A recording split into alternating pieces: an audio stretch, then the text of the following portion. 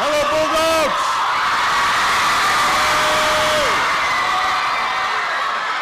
Good to see you guys. How's everybody doing? Oh, y'all look good. You look good. Hey, how's everybody? Well, it is so nice to see you guys. Everybody have a seat, though. Have a seat.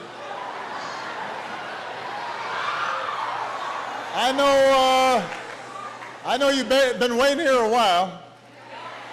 Good thing you all had your phones with you.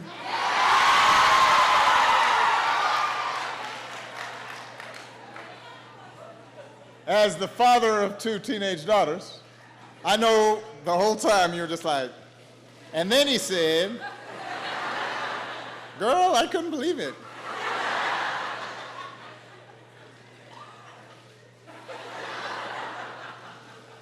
Anyway, it's so good to see you. Thank you. A couple of people I want to acknowledge. First of all, I want to thank our Secretary of Education, who has done outstanding work. John King is in the house.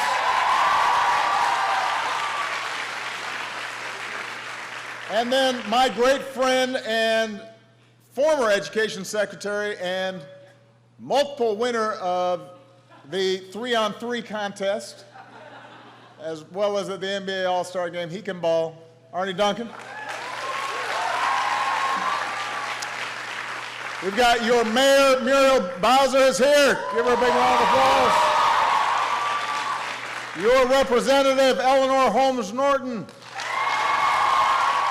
And we are so grateful not only for their service to the country, but the amazing work they're doing with their philanthropic work and America's Promise, Colin and Alma Powell.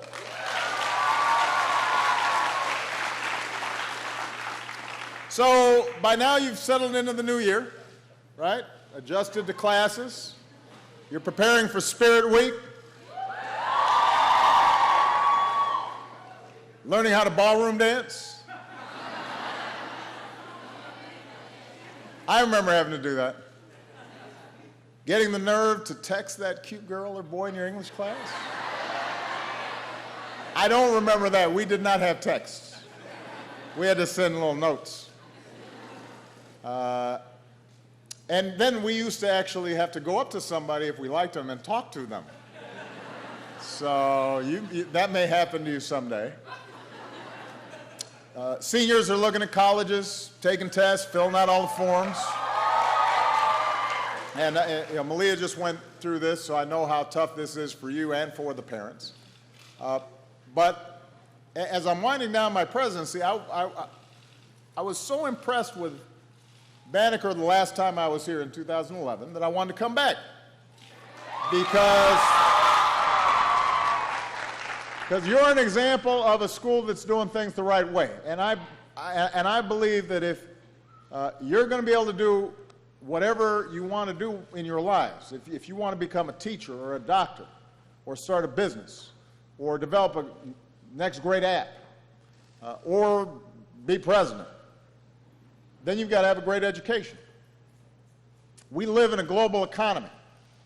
And when you graduate, you're no longer going to be competing just with somebody here in D.C.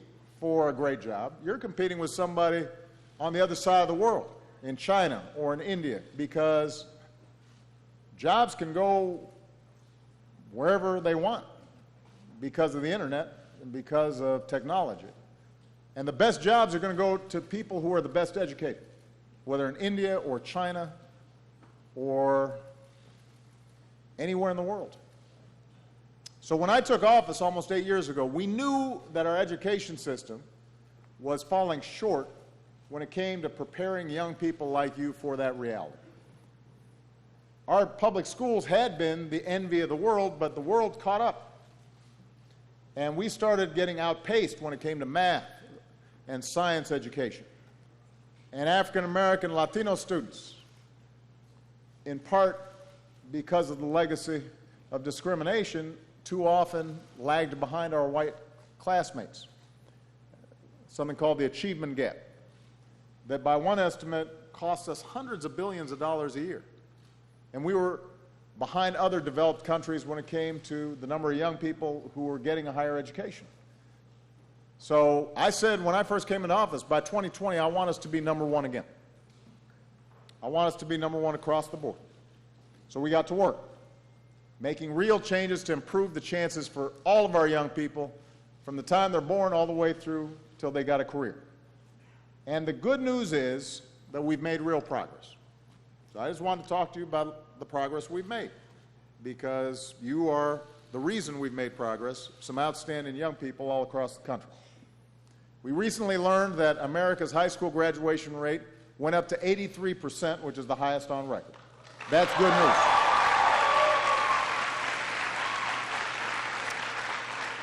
More African American and Latino students are graduating than ever before. Right here in D.C., in just 5 years, the graduation rate in the District of Columbia public schools went from just 53% to 69%. So D.C.'s graduation rates grew faster than any other place in the country this past year. We're just trying to be really proud of it. Now, of course, here at Banneker, you graduate 100% of your students.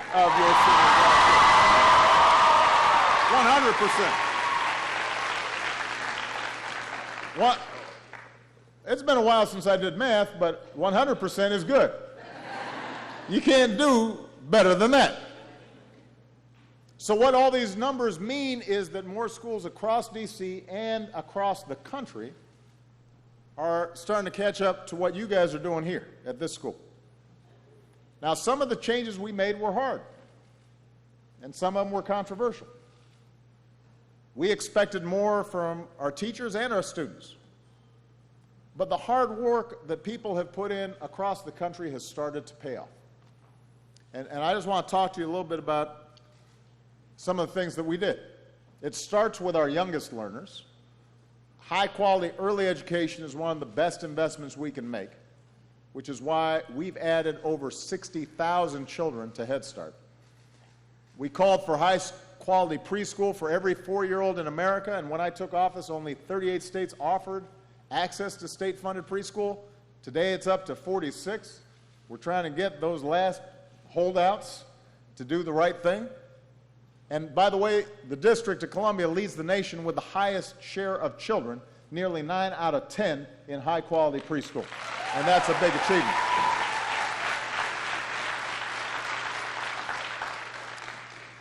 We launched then a competition called Race to the Top, which inspired states to set higher, better standards so that we could out-teach and out-compete other nations and make sure that we've got high expectations for our students. D.C. was one of the winners of this competition.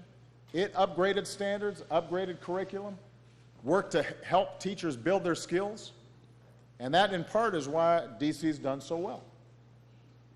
We realize that in today's world, when you all have a computer in your pocket and those phones, then you need to learn not just how to use a phone, you need to learn computer science.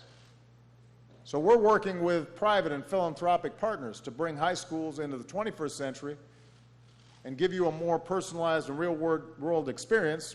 We're bringing in high-speed internet into schools and libraries, reaching 20 million more students and helping teachers with digital learning. And coding isn't, by the way, just for boys in Silicon Valley, so we're investing more in getting girls and young women and young people of color and low-income students into science and engineering and technology and math.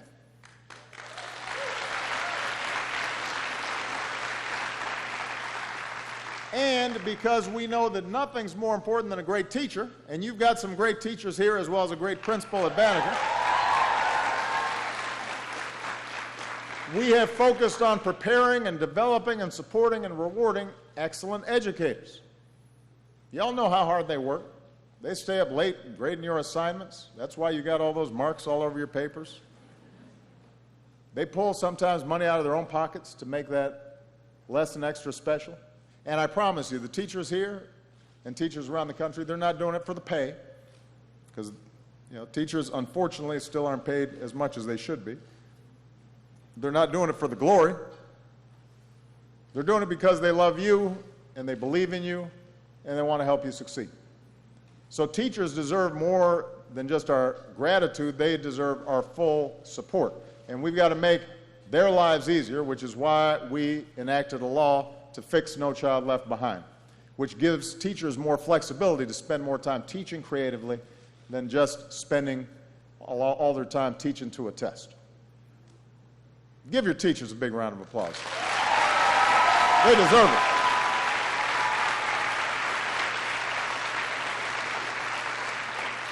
So we've made real progress, but here's the thing, and I think all of you know this because you go to this great school. A high school education these days is not enough. By 2020, 2 out of 3 job openings require some form of higher education. Now that doesn't always mean a 4-year college degree, but it does mean whether it's a 4-year university or a community college or some sort of training program, you've got to get a little bit more than just what you're getting in high school. It used to be that a high school job might be enough because you could go into a factory or even go into an office and just do some repetitive work, and if you were willing to work hard, you could make a decent living. But the problem is repetitive work now is done by machines, and that's just going to be more and more true. So in order for you to succeed in the marketplace, you've got to be able to think creatively. You've got to be able to work with a team. You've got to be able to work with a machine and figure out how to make it tailored for the specific requirements of your business and your job. All those things require some more sophisticated thinking than just sitting there and just doing the same thing over and over again. And that's why you've got to have more than just a high school education. And if you doubt that, I just want to give you some statistics. Compared to a high school diploma, just getting a degree from a 2-year school, going to a community college and getting an associate's degree, could earn you more than $300,000 over the course of your lifetime. And a 4-year degree earns you $1 million more than if you just had a high school degree. Think about that. I mean, $1 million, that's real money. So one of the things that we're trying to do is to make it easier for you to access free money for college, to figure out how you can pay for your college without having a mountain of debt. And the key thing, as you know here at Banneker, but I want all the students around the country to do this, and Michelle and I and others have been really emphasizing this, is to fill out your FAFSA, the free application for federal student aid. How many seniors here have already filled out their FAFSA forms? All right. How many seniors here have not filled out their FAFSA forms? Fess up now. You sure? I just want to make sure now. And juniors, you can start, getting ready now.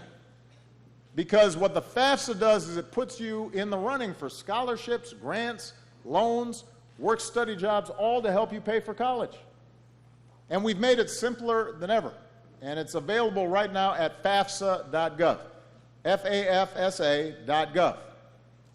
And since this is one of the most important investments of your life, next year's FAFSA is also going to direct you to something we created called our College Scorecard. Now, here's what this is. It gives you comprehensive information on every college in America. Now, some of you who have started applying for colleges, you know about these college rankings, right? It's like, oh, this is the best school. And some of that information is useful, some of it not so much. But unlike traditional rankings that focus on which school has the fanciest dorm or the nicest football stadiums or is the most expensive or the most exclusive, what our College Scorecard does is focuses on some of the things that really matter for your future. Things like how many students actually graduate from the school. Because it's not enough just to enroll in college, you've got to graduate from college. how much money do their alumni earn? What percentage of their students can pay back their loans? And what we've done is we've worked with companies like Google to put this information right at your fingertips. So for a decision this important, we want you to be able to comparison shop to figure out how do you get the best value for your money, just like if you were buying something on Amazon. Right? If you're buying a car or you're buying a phone or you're buying anything, especially if it's a pretty big purchase, you want to know ahead of time, is this legit? And what this does is makes you think about what your options are. Now, you've got some great counselors here. Obviously, you should work with them. But not every student may be going to a school like Banneker that has as many good counselors to think about their college education. And using this college scorecard is going to be helpful for them to do a little comparison shopping.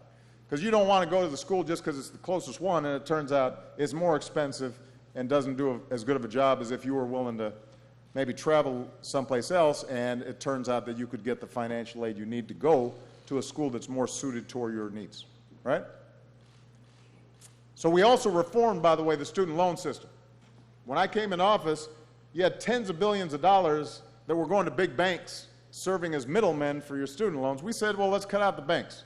Let's give the money directly to the students so they can afford college, and we can make the loans cheaper, and we can expand Pell Grants.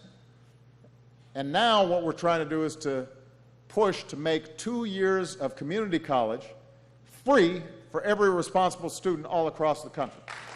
All across the country.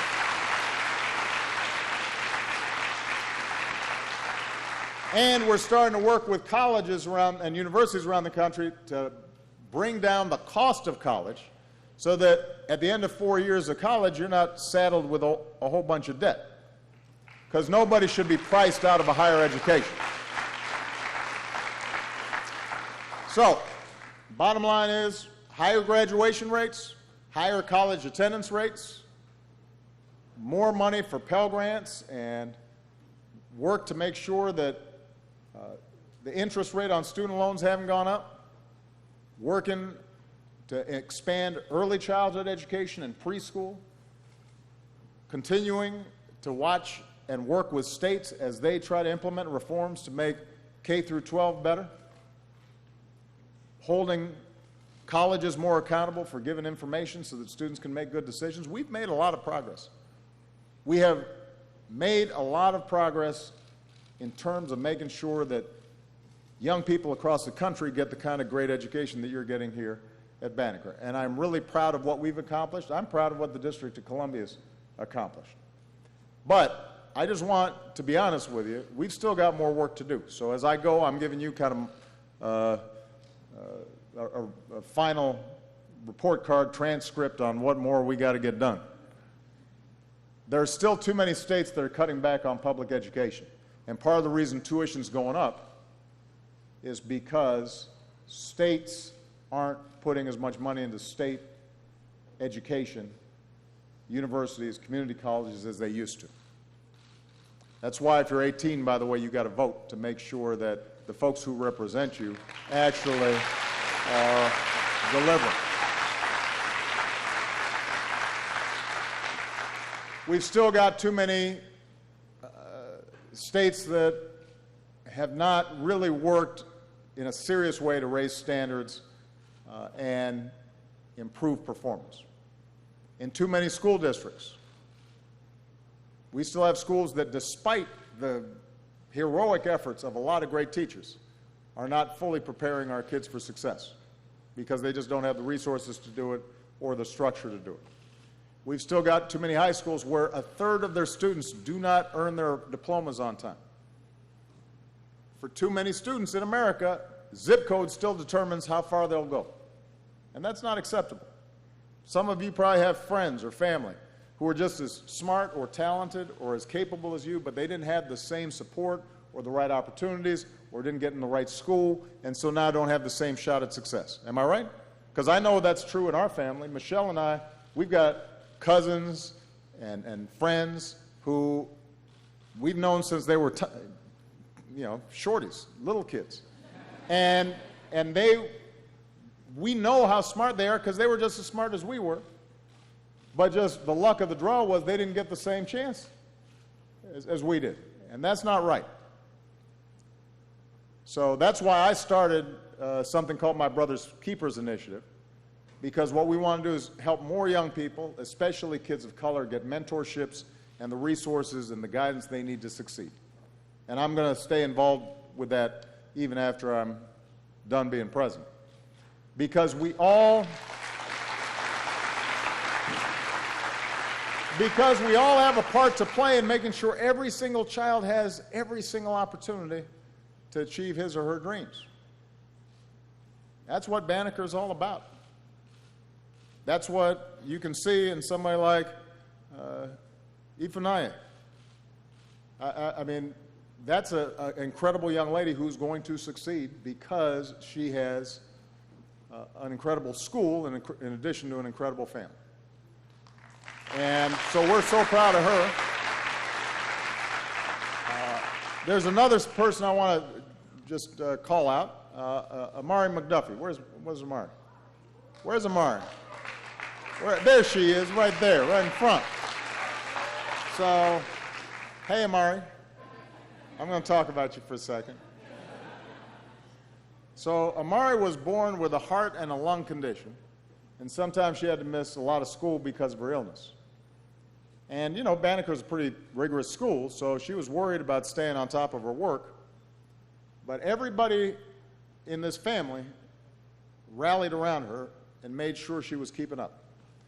Her history teacher, Mr. Goldfarb. Where's Mr. Goldfarb? Where's Mr. Goldfarb? Is he here, or did he cut assembly? So Mr. Goldfarb came to visit her when Amari was in the hospital for weeks. Brought a card from the whole class. And so Amari, you know, she was talking about the support everybody here gave her, and she said, I believed in myself because my teachers believed in me. And that's the kind of community that we want in every school, where you're looking out for each other and you're taking care of one another. And so now Amari plans to be a doctor so she can help kids who had illnesses like hers. And that's what's possible. That's what's possible when we're all committed to each other's success. When we understand that no matter what you look like, where you come from, what faith you are, whether you're a boy or a girl, that you should have great opportunities to succeed. And that requires you to put effort into it. Michelle and I talk a lot because we travel around the world, and sometimes we forget that there are places around the world where people have so little, but their kids are so hungry for an education. And they don't even have an actual roof over their head in some of their schools. And so even if you're really poor in this country, you can succeed if you want to invest, and the teachers and the community and everybody raises standards and believes in each other. And that's what we want all of America to believe in every kid, because there's magic in each and every one of you. And we just have to help you unleash it and nurture it and realize it. And by the way, it's because of young people like you that I leave the presidency never more optimistic than I am right now, because I've met so many young people around the country whose energy and excitement and how you treat each other with respect, you know, that gives me a lot of confidence, a lot of faith for our country. So I know you guys are going to keep on working hard. You're going to keep making our communities proud. If us adults do our part and we stay focused on making sure every school is as great as this one, and that every young person has those same opportunities, and everybody has a teacher like Mr. Goldfarb looking out for them, I've got no doubt that we're going to continue to build a country where everybody has the chance to make of their lives what they will. And that's what America's all about. All right? Proud of you, Bulldogs. Thank you. God bless you. God bless the United States of America. Fill out those FAFSA forms. Thank you.